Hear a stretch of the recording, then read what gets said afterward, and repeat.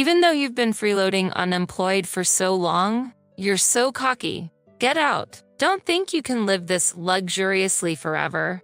As I lifted my face from the laptop I had been working on at the dining table, a sharp pain shot through my neck. Ouch, that's hot. I cried out, turning around to find my mocking mother-in-law holding a hair iron. I remembered she had been preparing to go out in the washroom earlier. Now, she was pressing that hair iron against my neck. So even a parasite like you feels heat. I was just testing how thick-skinned you are. You're completely useless, yet you live such a luxurious life. But I do work hard. Why are you treating me so terribly? You call that working? Staying at home and being lazy is not a job. It's about time you stop leeching off us. However, the real parasites were my husband and mother-in-law. I was the one paying the $5,000 rent, living expenses, and allowances for both of them. Despite that, I wondered why I had to endure such treatment. I've reached my limit. Leave this house immediately. Who knows what I might do next? Just to be clear, you really want me to leave? Once I go, I'll never come back to this place, you know? Yes, please do. I never want to take care of someone as poor as you again. I had become indifferent to such a home and family. Tears mixed with frustration and pain in my neck. I packed my belongings. Without looking back, I left my in-laws' house for good. My name is Kelly, 35 years old. It has been 2 years since I got married. Even before marriage, I had been working from home as a freelance writer. After graduating from college and working in a company, I had to quit and return to my parents' home when my father had an accident. I couldn't let my mother, who had difficulty walking, take care of my father alone. That's when I started looking for a job I could do from home. I began as a freelance writer with simple internet-related tasks. As my father recovered and I found more time, I gradually took on more work. It turned out I was quite suited for writing, and my income steadily increased. My articles were well received by readers, leading to direct contract offers.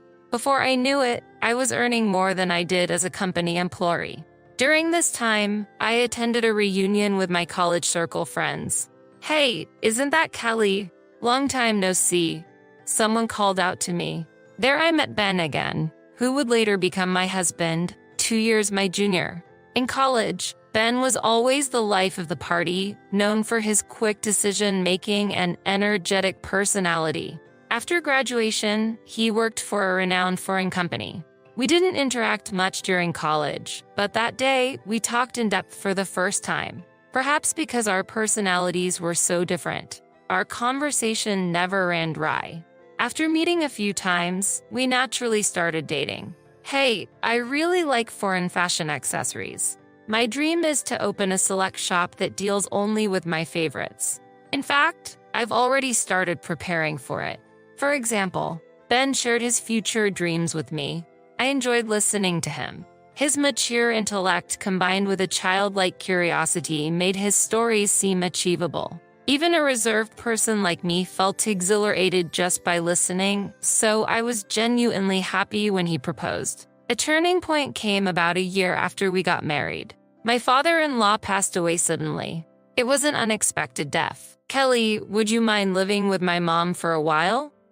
My husband asked. Due to his father's job, his parents had been living in a luxury apartment for several years. But after his death, it was difficult to continue paying the high rent. Mom is still struggling to accept his sudden passing. She wants to stay there a bit longer, but the lease still has about a year left. Could we stay for that period? Indeed. It must be hard for your mother to move so soon after your father's passing. We can't leave her alone. Don't worry about the rent. Mom and I will cover it. But since it's expensive, could you help with the living expenses until my father's inheritance arrives? It's fine. No problem. It's a bit on the expensive side, but it's only for a year after all. Even though I had no interest in fashion or luxury goods, I was intrigued by what the interior of a luxury apartment might look like. At that time, I underestimated what it would be like to live with my mother-in-law. Little did I know, it was the beginning of my hardships. From the first meeting, it was clear my mother-in-law didn't like me. When we went to announce our marriage, she said, of all people, Ben had to choose an older woman. How did you seduce him? I felt looked down upon. Thankfully, my father-in-law intervened then, but now he was gone. From the day we started living together, my mother-in-law made her intentions clear. I still don't accept you as Ben's spouse. Hearing this, my spirit, already trying to support my tired mother-in-law, began to break. The next day, from my appearance to household chores, I continuously received petty complaints and sarcasm. Kelly, even if you're indoors, stop dressing so sloppily. Do you realize where you are? Always be ready for guests. Dress properly. Huh? This isn't my loungewear, though. What? That's not loungewear. Jeans are not acceptable. Wear a skirt at the very least. Always have your makeup done before breakfast. Is this the high-end lifestyle? I wondered, but obediently responded with yes. In the evening, did you buy these ingredients from that store? How can you make such a poor meal with ingredients from there? It was from a nearby luxury supermarket. I'm sorry, did it not suit your taste, Mary? It's just a simple salad. Ben likes it, so I often make it. But yes, that supermarket is quite expensive. My goodness, how embarrassing. Act in a way that doesn't bring shame to our family. You never know who's watching. She sighed deeply, shaking her head in disappointment. At that moment, I made a firm vow to myself. I would do everything in my power to be recognized by my mother-in-law. From grooming to cooking skills, I worked hard every day. However, her critical eyes never softened. Initially, I took her sarcasm and cold words lightly, but they gradually began to feel crushing. I felt invalidated, powerless. I wanted to confide in Ben, but our life together had changed. We used to enjoy our time as a couple daily, but since moving in, our opportunities to see each other had decreased. Sorry, I've been really busy with work lately. Hearing him say this tiredly, I felt unable to speak my mind. But being human, I have my limits. I felt the need to share my stress with Ben. Hey, I have something to discuss. Oh, I actually have something to talk to you about too. I quit my job 3 months ago. What? Quit?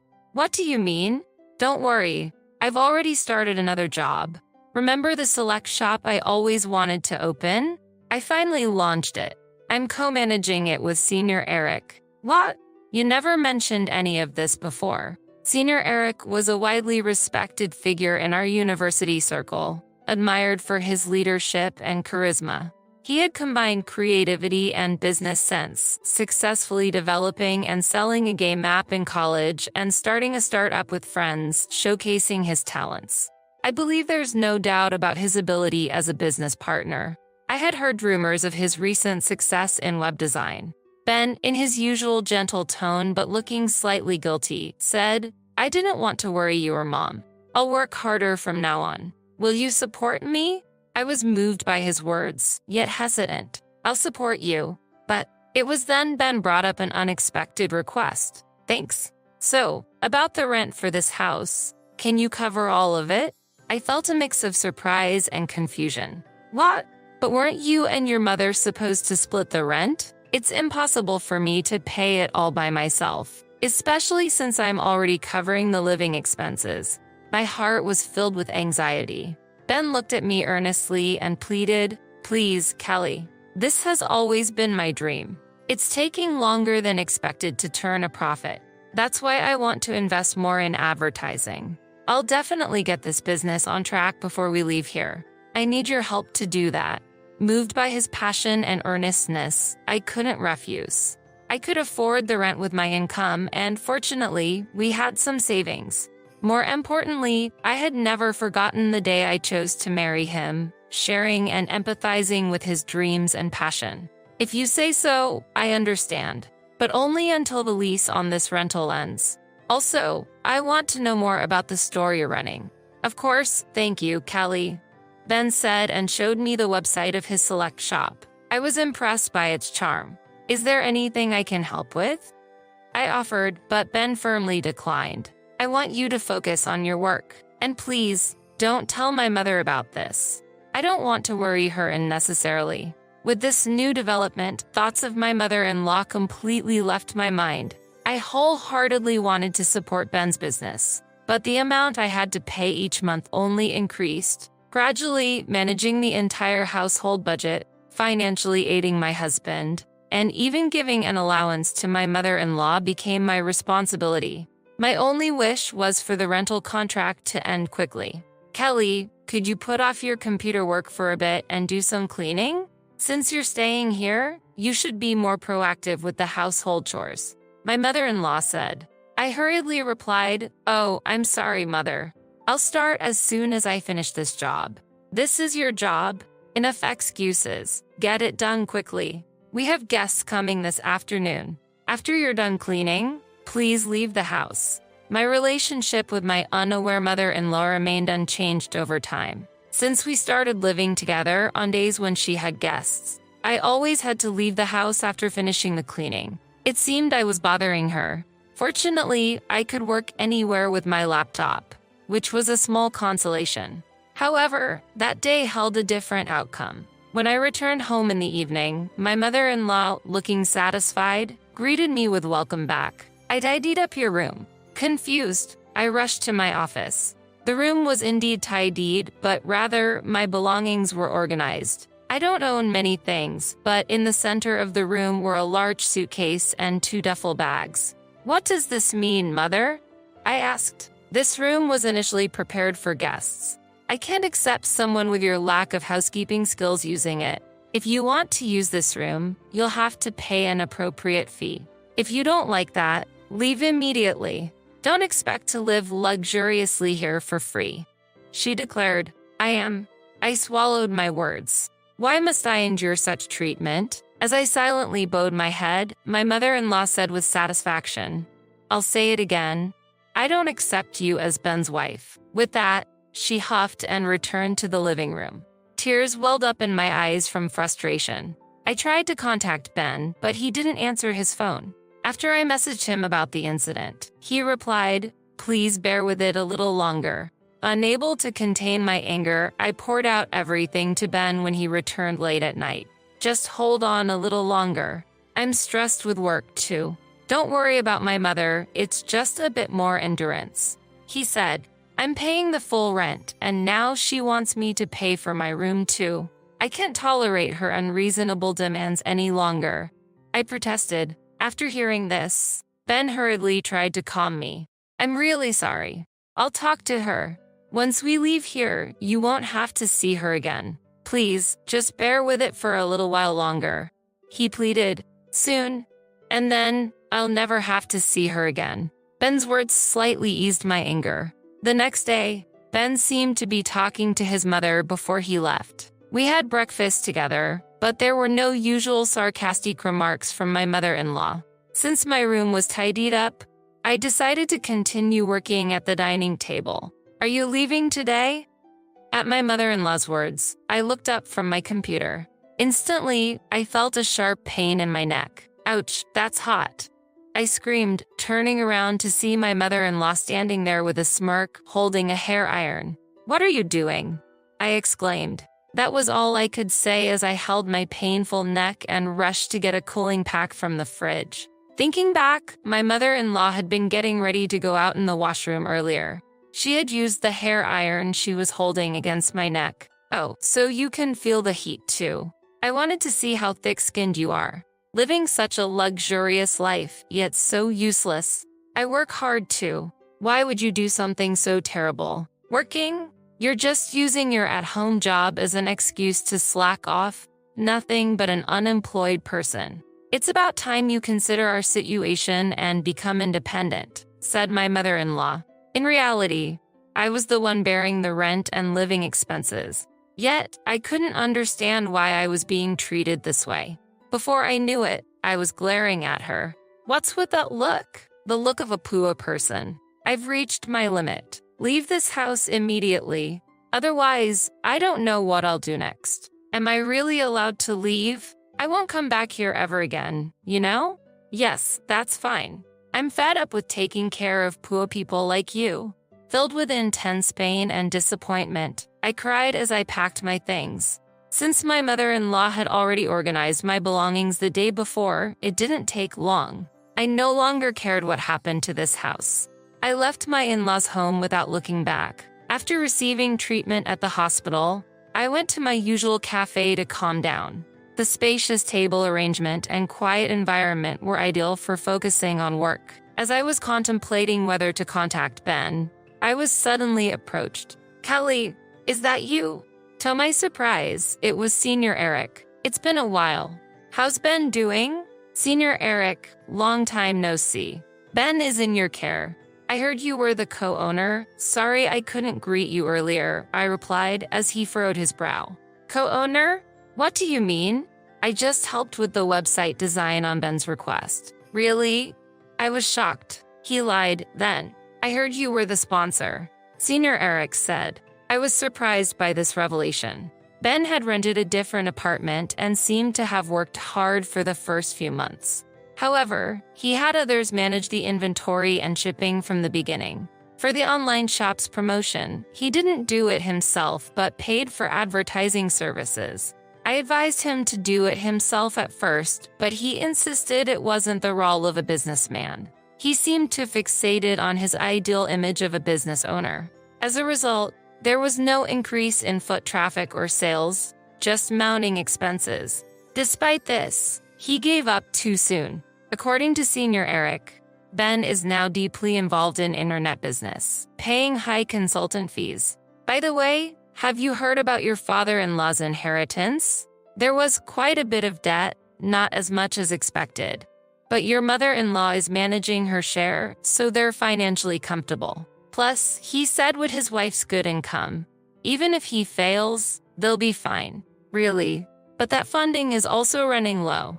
He's been living extravagantly, acting like a business owner, and sometimes treating his juniors."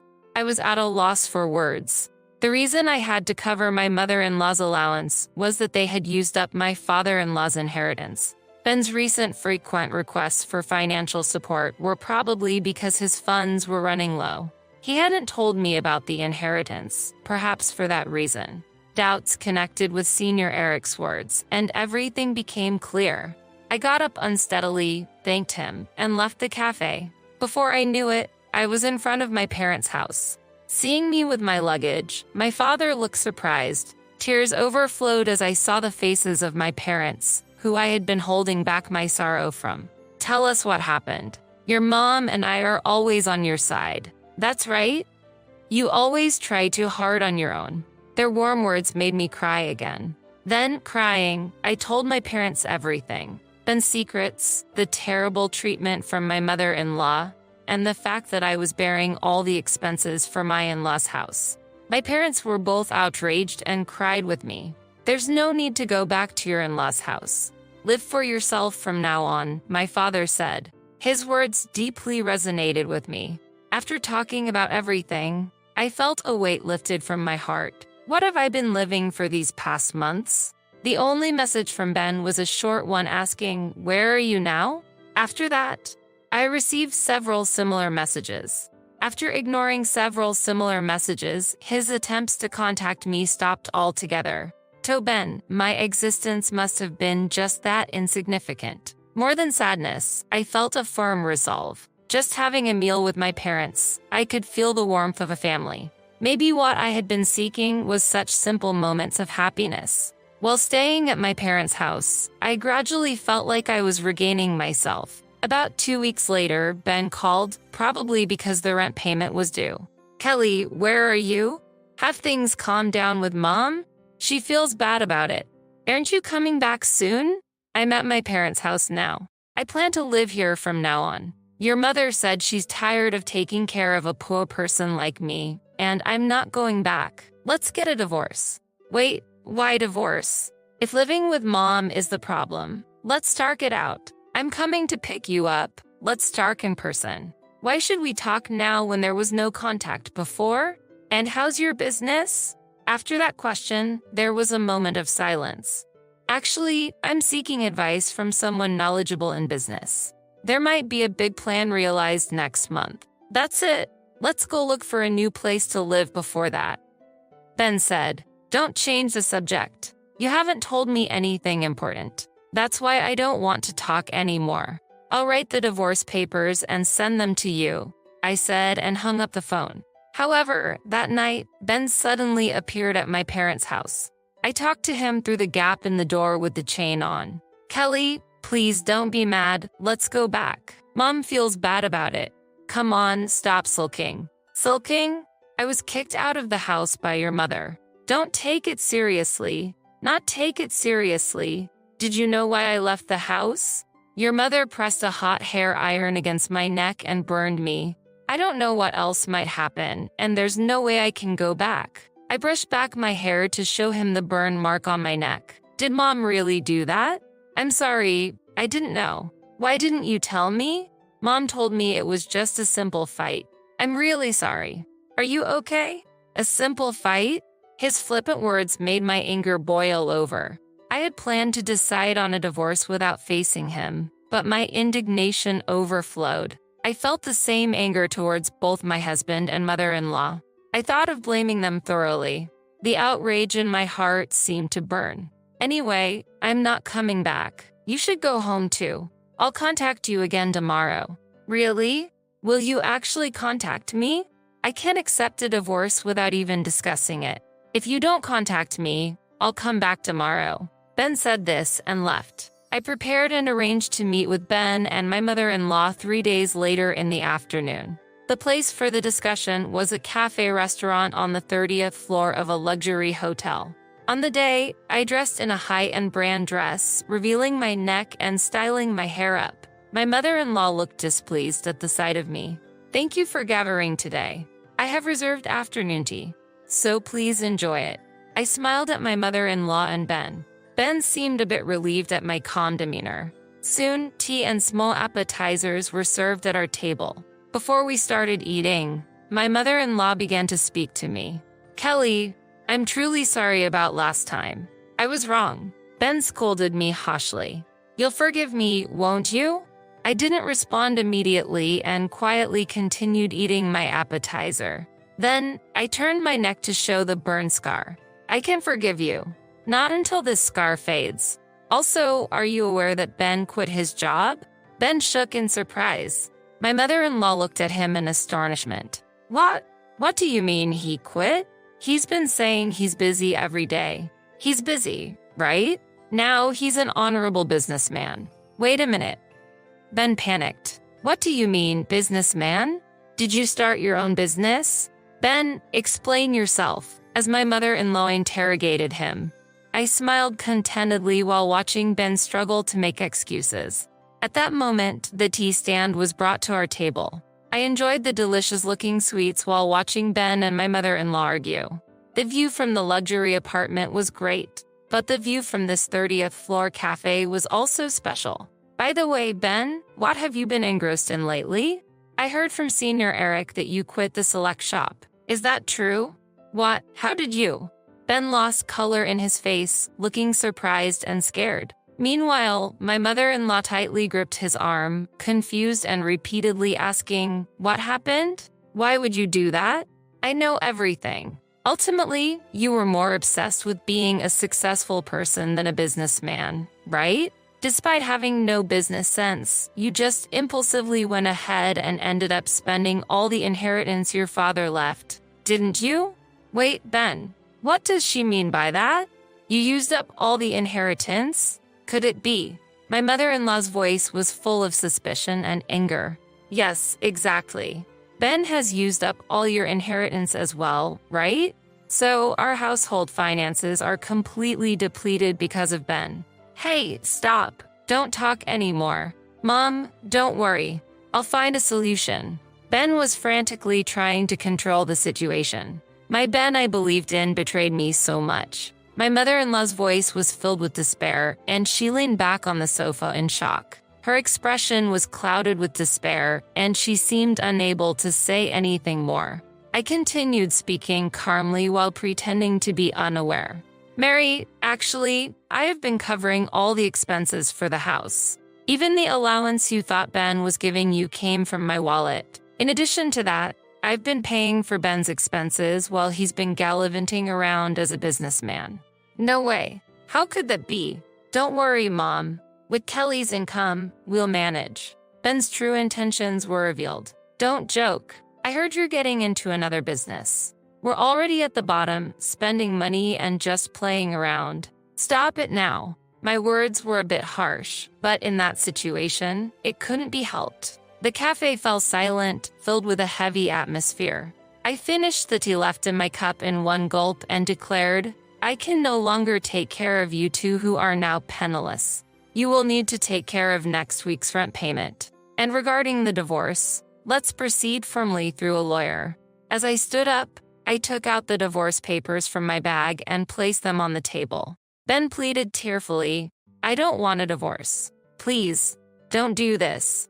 But my mind was already made up. My mother-in-law's face was trembling with paleness. Kelly, wait, I'm truly sorry.